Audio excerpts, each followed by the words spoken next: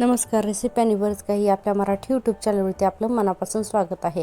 तर आज आपण डाळींचे सांडगे बनवणार आहोत। तर त्यासाठी मी घेतलेले हे अर्धा किलो मटकी डाळ आणि अर्धा किलो हरभऱ्याची डाळ।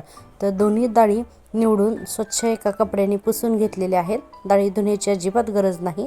तर आता यामध्ये धने आणि जिरे घालून हे आपल्याला गिरणीमधून जरासं जाडसर असं आपल्याला दळून आणायचं आहे। तर हे पहा, अगदी बोटावरती चरचरीत लागेल असं आपल्याला जाडसर दळून आणायचं आहे।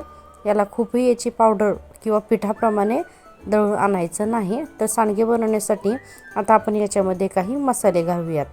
तर सगळ्यात पहिल्यांदा आपल्याला घालायचे आहे हळद आणि लाल तिखट।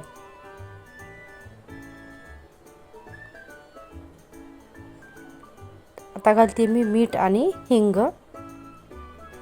तुम्हाला हवं तर तुम्ही इथे कोथिंबीर किंवा लसूण सुद्धा घालू शकता। तर आता हे आपल्याला मसाले सांडग्याच्या पिठाला छान असे मिक्स करून घ्यायचे आहेत। तर पीठ मी एकसारखं करून घेते आणि आता याच्यामध्ये आपल्याला थोडं थोडं पाणी घालून याचा घट्ट गोळा आपल्याला छान मळून घ्यायचा आहे। तर सांडग्याचं पीठ बनवताना अजिबात पीठ सैलसर ठेवायचं नाही।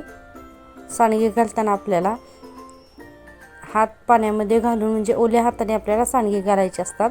पण सांडग्याचं जे पीठ आहे भिजवलेलं तर ते अगदी घट्टच बनवून ठेवायचं आहे। आता इथे मी एकदम घट्टसर असा सांडग्याच्या पिठांचा गोळा बनवून घेतलेला आहे। साधारण 5 मिनिट याला मी बाजूला ठेवून घेते। नंतर हाताला पाणी लावून यातला एक छोटासा गोळा आपल्याला घ्यायचा आहे।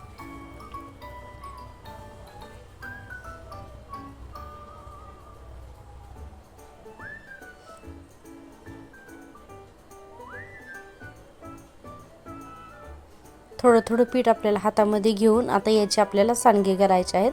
तर आता मी घरामध्ये सुरुवातीला ताटामध्ये सांडगे घालते आणि नंतर हे सांडगे मी गच्चीवरती ताटं ठेवून येणार आहे। तर अगदी छोटे छोट्या साईजचे सांडगे घालून घ्यायचे आहेत। तर याच पद्धतीने मी संपूर्ण पिठाचे सांडगे घालणार आहे। अगदी हाताने पटकन तुटतात। पीठ आपलं परफेक्ट झालेलं आहे। तर हे पहा, इथे मी संपूर्ण सांडगे घातलेले आहेत, उन्हामध्ये ठेवलेले आहेत। अलटून पालटून 1-2 ते 3 दिवस सांडगे उन्हामध्ये छान वाळले की याचा एकदम कडकडीत असा आवाज येतो। तोपर्यंत आपल्याला हे सांडगे छान उन्हामध्ये वाळवून घ्यायचे आहेत। तर 3 दिवसानंतर पाहूयात आपण याचा आवाज।